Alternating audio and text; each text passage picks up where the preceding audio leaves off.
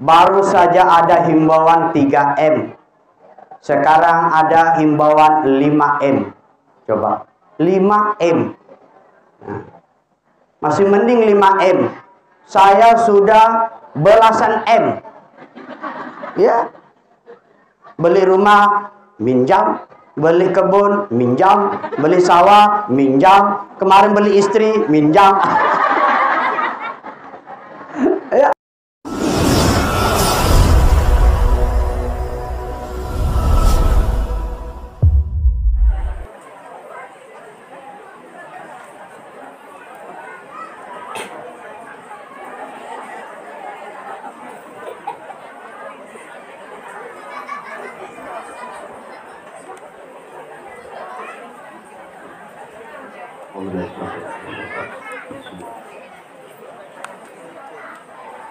Assalamualaikum warahmatullahi wabarakatuh.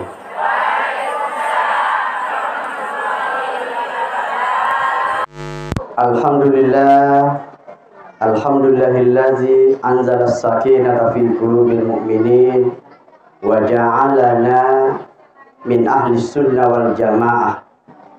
Allahumma sholli ala sayyidina Muhammad wa ala alihi wa sahbihi ajma'in, amma. Yang kita muliakan guru kita, para imam, ustaz dan ustazah hadir bersama kita, Guru Karam Ustaz Haji Syarifuddin HS. Demikian juga Bapak Haji Nawawi. Yang kita hormati Bapak Kepala Desa beserta segenap jajarannya, Ibu Ketua Permata, Ketua Majelis Ta'lim sedesa Pulau Kecil beserta anggota. Demikian juga kelompok pengajian An-Nisa beserta pembina. Saya mendapat informasi tadi bahwa kelompok pengajian An-Nisa paling tidak sudah menghatamkan 5 kitab. Ini luar biasa, ya. Kalau acara Isra Mi'raj ini, Bu, peringatan Maulid, itu kita ngaji cuma sebentar, 1 jam. Itu pun mesti dicampur dengan candaan, tawaan. Kalau tidak, ustadznya tidak laku. Nah, itu masalahnya. Jadi kalau 1 jam kita ceramah dicampur gado-gado, nah, jelas termakan 30%. Nah, tinggal 70%. Nah, belum pengantar, belum penutup. Nah, jadi ya materi tidak maksimal. Karena itu saya berharap ke depan ya kita dukung, kita ikuti, kita kembangkan, bahkan kita tambah kelompok-kelompok pengajian. Bukan hanya An-Nisa. An-Nisa itu laki-laki, perempuan, tambah juga kelompok pengajian Ar-Rijal. Nah, juga ada yang laki-laki. Nah, ya, supaya lengkap. Nah, ada laki-laki, ya, ada wanita. Wanita ngaji, bapaknya ikut. Bapaknya ngaji, ibunya ikut. Jadi tidak jadi masalah siapa yang melaksanakan. Yang penting semua kita ngaji. Nah, Bapak Ibu hadirin yang berbahagia, baru saja ada himbauan 3M. Sekarang ada himbauan 5M. Coba. 5M. Nah, masih mending 5M. Saya sudah belasan M. Ya. Beli rumah, minjam. Beli kebun, minjam. Beli sawah, minjam. Kemarin beli istri, minjam. Ya. Bantu orang tua, minjam. Bantu anak, minjam. Anak sekolah, minjam. Berapa kali? Nah, sekarang himbauan Menteri Agama 5M. 1, memakai masker yang benar. Nah, tidak seperti saya. Ini tidak benar nih. Yang kedua, mencuci tangan. Ibu cuci tangan enggak tadi? Saya bukan hanya cuci tangan, tapi cuci kaki, cuci mulut, cuci hidung, muka, kepala, karena saya mampir berwudu baru sampai di sini. Nah, itu hebatnya Islam, bukan hanya cuci tangan. Kalau perlu mandi wajib. Tergantung ada pasangan atau tidak. Iya, cuci tangan, kita malah wajib mandi di waktu tertentu. Ya, malah sunat mandi. Ya, itu hebatnya Islam. Apalagi M yang ketiga, menjaga jarak. Ini harus jelas nih. Kadang-kadang jaga jarak ini orang salah paham, gagal paham. Kenapa? Dipikirnya jaga jarak terus, khusus di tempat cuma begini jaga jarak. Di kamar dekat-dekat. Jangan terus jaga jarak sudah di rumah. Nah, ya. Yang keempat, ya, menjauhi kerumunan. Gak bisa salah paham. Menjauhi kerumunan itu bukan berarti tidak boleh melaksanakan kegiatan. Kemarin saya tanya langsung dengan Pak Kapolsek. Gimana ini Pak, kita Isra Mi'raj ini? Belum ada larangan peringatan Isra Mi'raj. Yang dilarang itu, ya, yang dianjurkan itu menjauhi kerumunan. Nah, yang tidak bermanfaat, lihat juga zonanya. Zona Pulau Kijang masih zona aman, maka kita tidak ada. Tapi berjaga-jaga. Jangan-jangan ada orang masuk dari luar. Jangan-jangan ada keluarga jalan-jalan keluar. Karena sekarang ini bahaya, ya, bahaya. Maka perlu berhati-hati. Nah, cuma yang saya sedihkan kadang-kadang 5M dijaga, tapi 5 rukun Islam diabaikan. Nah, ini juga salah. Nah, 5M dijaga, 5 rukun Islam harus bisa lebih dijaga. Nah, apa M yang kelima? M yang kelima itu membatasi mobilisasi dan interaksi. Artinya, kalau memang tidak terlalu penting, hal biasa-biasa, jangan ikut campur, ya. Jangan mengajak orang, biasa-biasa. Nah, ini sudah jelas. Datang ke suatu daerah yang zona merah, janganlah diajak keluarga, ini zona merah. Kalau mau sakit, sakit aja sendiri. Jangan sakit pakai aja-aja. Nah, itu. Ya. Jadi jangan gagal paham. Ngaji juga seperti itu. Sebenarnya jamaah, ya, dengan memakai masker saja, kalau kita memahami, kita sedang belajar. Ya. Apa gunanya memakai masker kalau masker dipakai tidak benar? Apa yang bisa kita petik? Apa gunanya kita sholat kalau sholat kita tidak benar? Sholat juga tapi ikut-ikutan. Sholat juga syarat tidak diperhatikan. Sholat juga rukunnya tidak sempurnakan. Sholat juga sunatnya tidak diperhatikan. Sholat juga tapi waktunya tidak kita jaga. Maka kalau melakukan sesuatu, lakukanlah dengan sebaik-baiknya. Kenapa keluarga kita mudah hancur hari ini? Mudah bercerai. Inhil menempati posisi yang kelima. Angka perceraian tertinggi 2 provinsi. Kepri dengan Provinsi Riau. Kenapa ini terjadi? Karena kita tidak bisa menjadi pasangan yang sempurna bagi pasangan kita. Ya. Makanya, Bu, benar disampaikan oleh Pak Wali. Pak Wali, ya, kalau ada masalah ibu-ibu mengadu kepada BPD, sudah ada perwakilannya. Datang kita ke sana. Bagaimana menyelesaikan keluargaku? Jangankan ibu, saya juga lagi masalah dengan suami. Bu, kita ini semua punya masalah. Ya.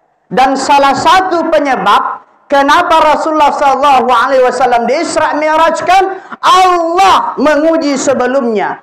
Apa yang diuji? Meninggal paman tercinta Abu Talib. Meninggal istri tercinta Siti Khadijah. Maka untuk mengobati kesedihan Rasulullah, diberangkatkan Rasulullah, ya, untuk menemui Allah. Berjalan, lalu naik ke langit pertama, kedua, ketiga, dan seterusnya. Untuk apa? Supaya menghibur hati Rasulullah yang lagi berduka. Hikmah apa yang kita ambil dalam hal ini? Bu, kita harus bisa saling menghibur satu sama lain. Bukankah setiap kita ini punya masalah? Maka kalau kita punya masalah, mesti kita ini saling menghibur. Ya, hibur saudara kita, jangan ditambah sakit hatinya, jangan ditambah dukanya, buat dia tenang. Ya. Apa kata Rasulullah? Khairukum khairul li ahli. Sebaik-baik kalian adalah yang paling baik dengan keluarganya. Wa ana khairul li ahli. Saya paling baik dengan keluargaku. Coba. Bahwa kalau mau masuk surga, bapak ibu harus membahagiakan pasangannya.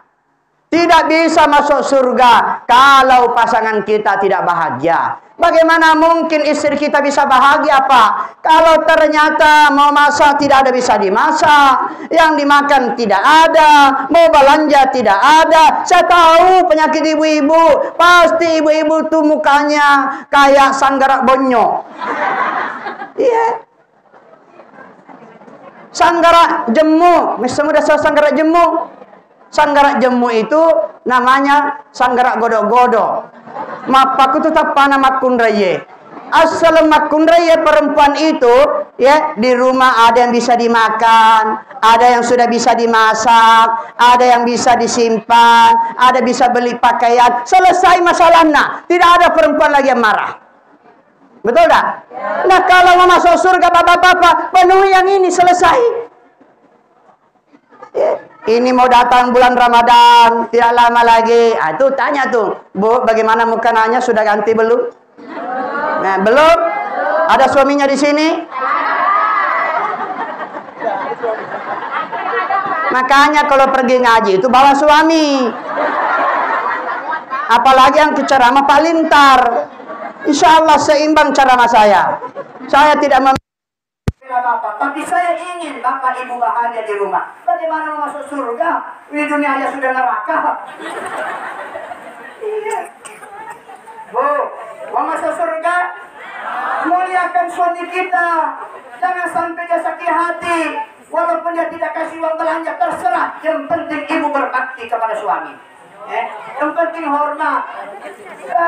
Ustaz, saya tidak dikasih uang, tidak apa-apa. Yang penting ada kopi, ada teh. Bu, ibu, itu kewajiban. Ada kewajiban dibuat sendiri. Ada kewajiban sami'na wa ta'na. Mana kewajiban yang sami'na wa ta'na? Sholat 5 waktu, tidak bisa dibantah-bantah. Itu kewajiban datang dari Allah. Tidak bisa dikurang-kurang, ditambah-tambah, tidak boleh. Tapi ada kewajiban bisa dibuat sendiri. Kewajiban yang di mana? Kewajiban di rumah. Dibuat kontraknya. Ya, mau berapa kali seminggu? Mau yang 3 kali bisa, mau yang 4 kali bisa, yang 2 kali bisa, sekali seminggu bisa, khusus malam Jumat. Nah, ini mau dikurangi, mau ditambah bisa. Nah, coba. Jadi kewajiban itu Pak bertingkat-tingkat. Ada juga kewajiban, ya, tidak ada dosanya kalau dilanggar. Kenapa? Kewajiban antara suami istri. Ya, bisa. Tapi ini jangan sampai menyakiti suami kita. Muliakan suami kita, hargai suami kita. Kapan ini beres? Selesai urusan. Pak, kalau suami istri kita mau masak, istri kita mau belanja, ya, tapi tidak pernah dikasih uang belanja, tidak pernah dikasih ini, pastikan bagaimana istri kita mau salat. Jemaat tarawih. Pergi tarawih. Apa tarawih? Orang sudah ganti 5 kali mukena. Setahun dia beli 5 kali. Saya ganti 5 tahun sekali pun tidak. Mata pasang gerak jemu. Iya. Benar nih, benar. Iya. Maka saya ingin jangan kita ini hanya peringatan terus tapi tidak ada perubahan. Saya ingin semua keluarga jangan lagi ada masalah. Ini makin tua makin banyak masalahnya. Datang sama ustaz, dipikir ustaz tidak ada masalahnya, ada juga masalahnya. Tadi datang saya dipanggil ceramah di sini. Saya bilang kalau bisa ditunda, pindahkan waktunya, tidak hari Minggu sore. Ayalah puang. Bagaimana mertua kita? Kalau mertua sudah minta, tidak bisa ditolak. Terpaksa laju-laju. Kempis bannya, terpaksa mampir. Iya Pak. Itu dia pikir satu tidak. Banyak masalahnya Pak. Datang-datang kita pergi ceramah. Bu, ini saya cerita nih, curhat sama ibu. Pak Ustaz, kenapa sendiri? Kalau saya berdua, amplopnya dibagi dua. Makanya Pak, istri kita itu tidak mau ada madunya Pak, karena pendapatan Bapak harus dibagi dua. Betul dah Bu? Betul lagi sama ibu. Iya. Coba bagi dua. Ustaz juga ada perhitungannya. Ini bahaya nih, bocor banget. Datang pendamping bagi dua lagi. Selesai. Nah. Ya. Bu, saya merasa bahagia di Pulau Kecil. Kenapa saya melihat di sini menghargai guru-guru kita? Bu, menghargai guru itu sangat penting. Kata Rasulullah, man akrama aliman. Barang siapa orang yang menghargai orang yang berilmu, faqad akramani, maka dia sudah menghargaiku, kata Rasulullah. Wa man akramani, barang siapa yang memuliakanku, faqad akramallah, maka Allah juga akan memuliakannya. Jadi kalau ada guru datang mengajar, mengaji, jangan hanya mau diajar. Ingat guru, makan apa saja diingat guru. Tapi jangan sekadar diingat, beli banyak diantar juga untuk guru. Ini ngarak guru nak, mana saya kawadan galau kasih nah guru ku mandrimu ya roh. Demi ngerang itu malufai. Datang padinya, datang kelapanya, ada buah sawitnya, sudah dijual pinangnya, hanya dikenang gurunya, antarkan ke rumah guru. Kenapa saya bicara begitu, Bu? Karena saya inilah yang bisa bicara begitu. Karena kalau Ustaz tak mungkin bicara begini. Kalau Ustaz bicara begini, seolah-olah dia mau diantarkan. Kalau saya, tidak usah diantarkan, Kak. Tidak usah. Saya bisa ambil sendiri. Masa saya tidak bisa? Bicara sawit ada juga sedikit. Pinang ada juga. Kelapa tidak bisa saya panjat, saya ambil di bawah. Pisang saya punya. Selesai. Ya, saya mengajak anak-anakku, wahai anak-anakku, kalau kamu jadi ustaz, jangan gantungkan dirimu sama manusia, gantungkan dirimu kepada Allah. Itu benar. Jangan jadi ustaz menunggu zakat. Apa tidak boleh ambil zakat ustaz? Boleh. Tapi jangan harapkan zakat itu tetap kepada Allah Subhanahu wa taala. Orang tidak kasih tak jadi masalah, kita juga punya.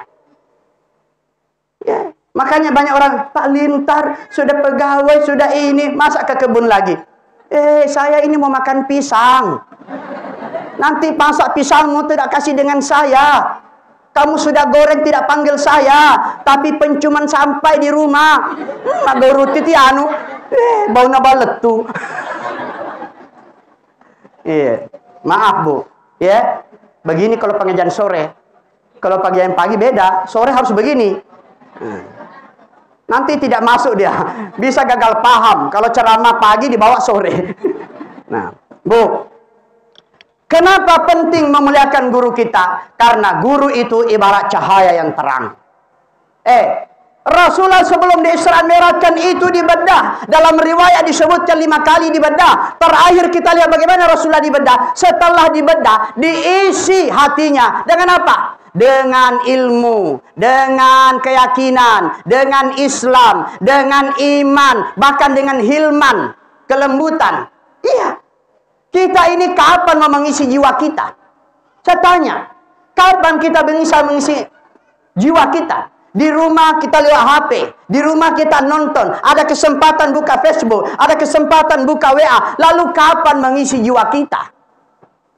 Pengajian begini kita tidak datang. Dulu datang tidak kita ingat.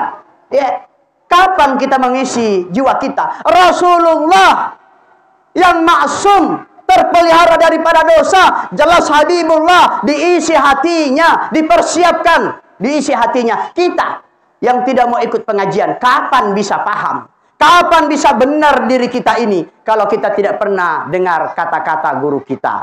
Kapan kita bisa benar kalau tidak pernah mendengar nasihat orang tua kita? Kapan kita bisa benar kalau tidak pernah mendengar apa yang disampaikan oleh Bapak Kepala Desa? Tidak ada yang percuma, yang sia-sia Bapak Ibu hadirin berbahagia. Tidak ada. Semua memberi faedah. Semua memberi faedah. Saya ingin sampaikan kepada jamaah. Itu yang diajarkan oleh guru kita, etika saja. Kenapa etika itu penting? Karena etika itu, al-adabu, adab itu fawqal ilmi. Etika itu di atasnya ilmu. Walaupun kamu punya ilmu pengetahuan tinggi, tapi kapan Anda tidak beretika, Anda tidak dihargai. Bu, mana semua? Kapan Bapak Ibu S1, S2, S3, Ustaz Ki Garena dipanggil Ustaz, tapi etikamu tidak ada, maaf, Anda tidak dihargai. Jabatan tidak tinggi, ilmu tidak seberapa, tapi Anda beretika, itu lebih dihargai masyarakat kita. Oh, haji berulang-ulang, penting, tapi etika harus jauh lebih dijaga. Coba, kenapa? Karena hidup bermasyarakat itu etika sangat penting. Saya lihat ibu-ibu kalau pergi ke pengantin sebahagian nih, tanya Idi Waseng. Sebahagian, bener Pak Yahya. Itu kalau ada pengantinan lupa dengan orang. Begitu duduk pengantin, dia tampil ke depan mau salaman, berfoto lama-lama. Wih, itu apa? Nggak gambar. Ngalam mana gaya?